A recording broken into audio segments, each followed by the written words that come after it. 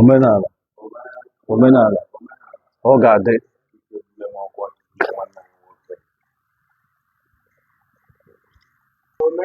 Omenala, ọ ga-adị. Onye ala nwanne ya. Onye ahụ taa ka ahụ ya echi. Onye ahụ taa ka ahụ ya echi. Ekekere eluigwe ka ụwa. Onye kere ihe niile. Ndị omenala abịakwala ọjọọ. Ụbọchị taa bụ Nkwo. A sị ekele dike na nke o mere ya emekwa ọzọ. Anyị sị gị imeela. Ndụ nyere anyị ahụ isi ike ikpuchitere anyị imeela. Ndị ichie a na-asị unu emeela. Ihe a bụ nsọ m jiri aka. Taa bụ Nkwo. Nna sị ka ọ bụrụ ụbọchị ọma nye ndị omenala. Bụ onye ukwu ma onye nta. Nwa abụkụrụ Nkwo Okorie. Nọdụ ifunu ndị ichie. Ndị m na-asọ bịa ụwa. Ndị ichie Biafra. Ndị ichie Alai. Ndị ichie Bende. Ndị ichie Abia steeti. Ndị ichie Togo. Nna sị n'obi agwọrọ nso. Ka nzọ amụsara anyị ihe ọma. A sịrị aka na mazụ adọmi mmunye. Ndị ichie unu gwofuru anyị ọnụma. Unu gwofuru anyị ekworo. Ka ụzọ anyị bụrụ ụzọ mmiri. Ka ọ bụrụ ụzọ nkụ. N'aha Chukwu okike ọbịọma. Ndị ichie gbupụrụ Biafra. Ndị ichie nna mma. Arụsị n'ụlọ Alai. Arụsị n'ụlọ Abia steeti. Udumori Ebulu. Ezumezu Alai.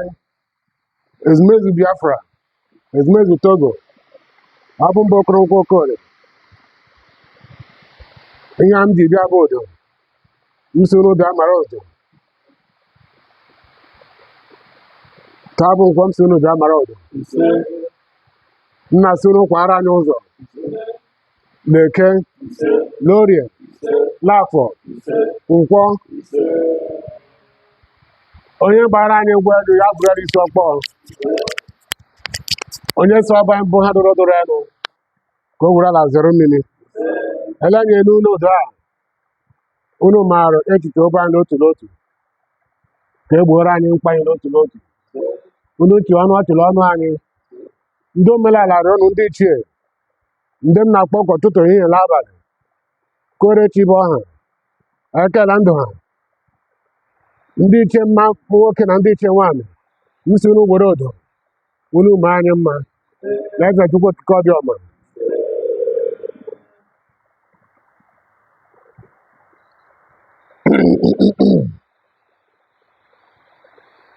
Ekekere igwe ka ụwa. Chukwu okike. Ikere ihe niile ọhụụ onye kere ọnụ. Mụ abụkụrụ Nkwo Okorie m na nwa kalifu ndị ichie. Ihe m jiri aka bụ ọjị. Nna aga ọjị ala ụtụtụ abụ Nkwo. Na-asị ka ihe ọma mere anyị n'otu n'otu. Unu ekwela ka ifere eme anyị. Unu tie ọnụ ọchịrị ọnụ anyị n'otu n'otu. Ihe na-arụ n'ụlọ Nkwo. N'Eke. N'Orie. N'Afọ. Unu mere ya anyị. Ndị ichie Alai. Ndị ichie Bende. Ndị ichie Abia steeti. Ndị ichie Ozu. Ndị ichie Enugu. Ndị ichie Togo. Unu anụla ihe nkọsa ifu unu n'ụtụtụ a. M ji nwe ọjị a na-asị ka egbo mkpa onye ukwu gbo mkpa onye nta. M na-asị ka ọnụ ọchị waa ndị omenala niile ndị n'ibe a na ma ndị anọghị ibe a. Onwe onye n'ime anyị onwe ya ekwo. Ndị ichie n'obi a ka agwọ anyị ọrịa n'otu n'otu. Mkpa anyị ka egboo ya. Ihe nọ na-arị unu ndị ichie unu mere ya anyị. Unu chie ndị nye ọnọdụ ihe ihere. Ndị sị ma ha chụwa anyị chụọ ala mmụọ ha bụrụ anyị ụzọ gwara ala zere mmiri. Dasa Chukwu okike ọbịọma. Ndị ichie ha bịanye ọjị a. Ela m na-enye unu anya ọjị a. Unu bụrụ anya anyị le mmụọ, bụrụ anya anyị le ihe. A na-arịọ ndụ na ahụ isi ike, ihe nweta, ọmụmụ, ogologo ndụ, ahụ isi ike ka ọ bụrụ nke anyị.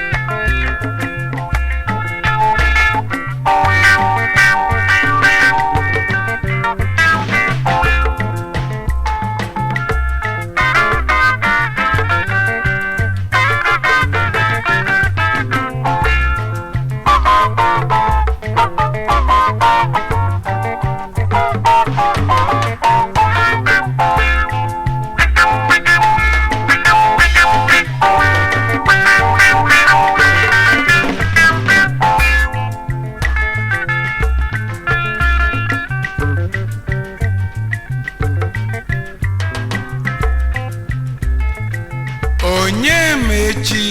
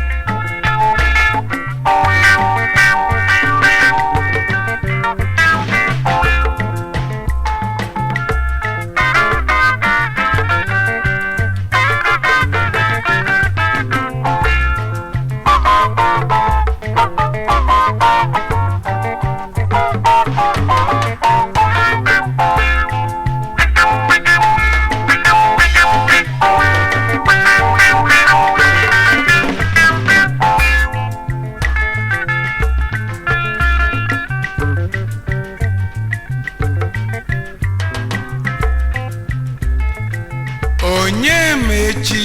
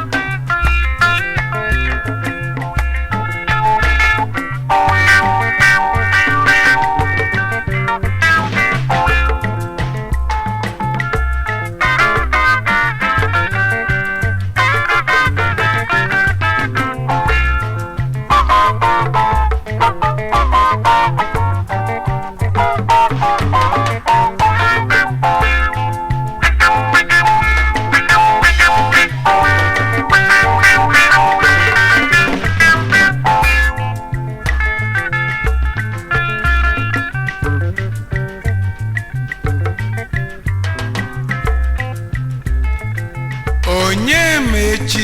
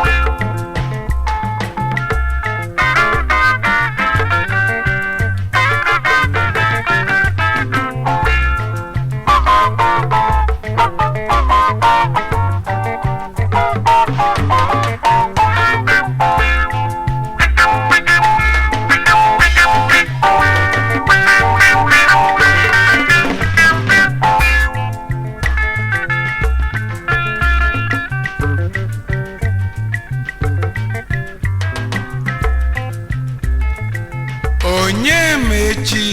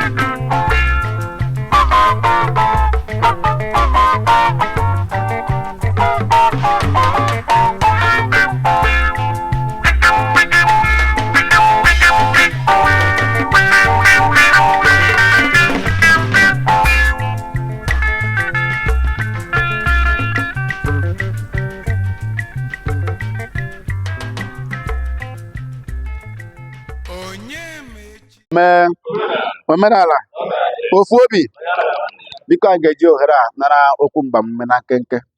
Onye ga-enye anyị okwu mgbamume n'ụbọchị taa bụ nwanne anyị nwoke Ogbuopi Okoro Ezegbonne. Ọ gaa n'ihu onye okwu mgbamume na nkenke.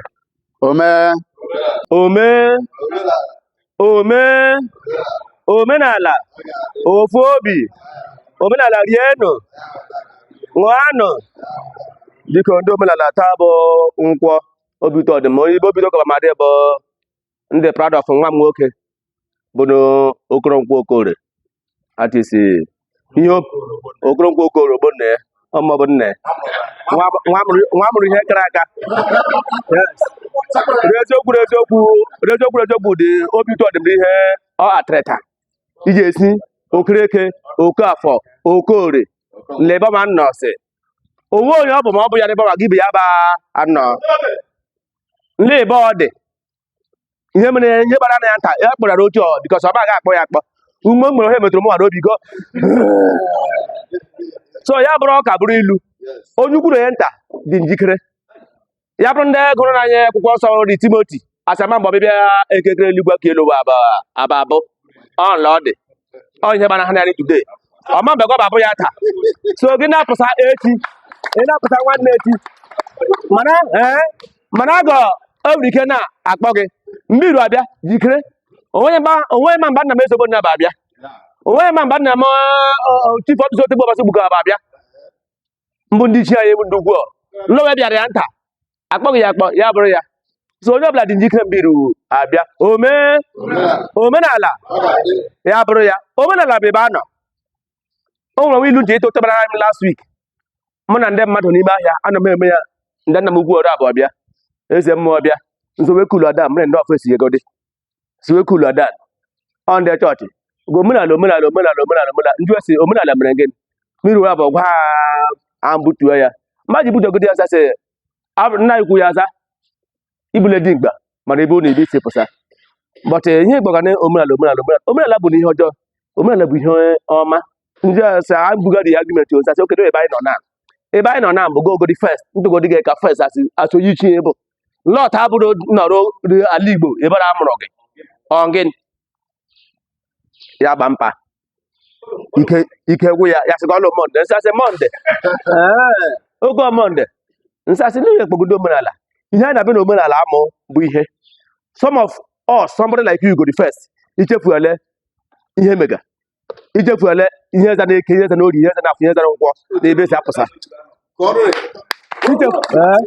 ichefuele ya sị ma ya nle nọ gịzị ga mara ya ejiri ugwu nwa 10,000 ga-eri ya gịzị gị mara ihe ụbọchị taa bụ nwepụta 10,000 ga-eri ya dị 10,000 ọ bụrụ na isi m gọta bụ mọda bụ n'okwu ndị Igbo nkọwara tinye ga mụrụ omenala bụ ịmụsagodo ebe anyị nọ ịmụsa eke gị gaa mụsa orie nle na nwere ike iru ezi unu na ọ baghị basị ngwa bịa kpara mmemme ndị ichie otu osi apa mmanya ha anyị na-akụzi ya n'omenala ga mụrụ otu osi apa mmanya aba ndị ichie o nwere ebe gị pra ndị ichie ruo dị na ga-ebe ya anyhow ya ba ha gị mmanya ọ baghị ewu ihe a niile anyị na-akụzi ya ga mụrụ otu osi eji ọjị ọba anyị na-eji n'aka ya ekwu okwu ọjị enwere ọjị dị iche iche ọjị dị iche ọ dị mụnyere ebe akwa ụsa ata anyị Igbo anyị were ọjị ezi ọjị anyị kele ndị nna anyị ihe dị ntụ ọsị ịma ya odoge enya agị si oge enya ga-apụta so ya bụrụ ya omenala ma odukwa egwu atọ ebe a nọ bụ ndesi ya kpakpara akpa a na-akpa ya jijiri inji ebe a nọ bụ ebe a mụrụ ndị ikom ebe kara aka n'ototo so ama m ihe bụ gị pụsa mmadụ anọrọ asa dị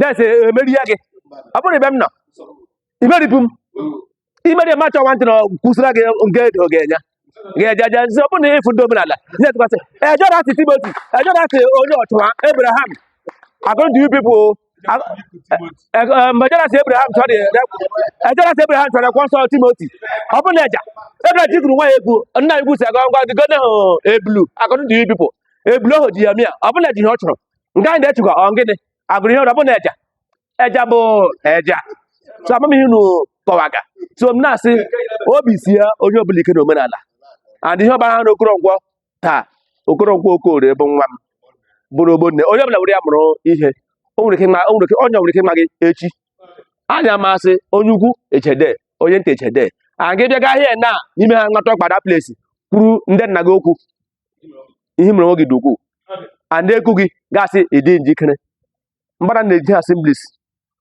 a na-abụ ya jikerewo jikerewo oge ruole mgbe ndị nna anyị na-abịa jikere ndị nna anyị ha-abịa efiziti gị mgbe ọbụla mgbe oge iburi obi juru eju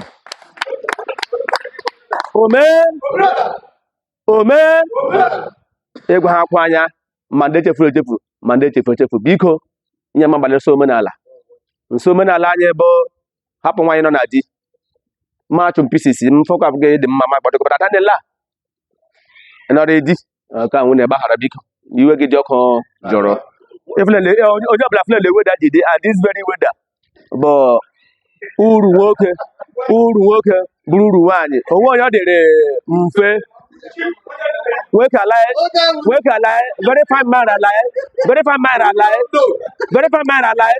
o tiri chief ya sị ya tie chief ka ọ dịrị chief ọ dịrị onye mfe onwe ya dịrị mfe lọ weda ọ dị onwe ya dịrị mfe kama gị na-ajụ jụtụ ajụjụ adanne nọrọ idi ya sị ya nọrọ idi si ya adanne hapụ okwu gudo dị gbaghara kama dị onye tebụl ga adịrị mma mgbe m ji se kedebe omenala ofe obi ụtụtụ ọgbado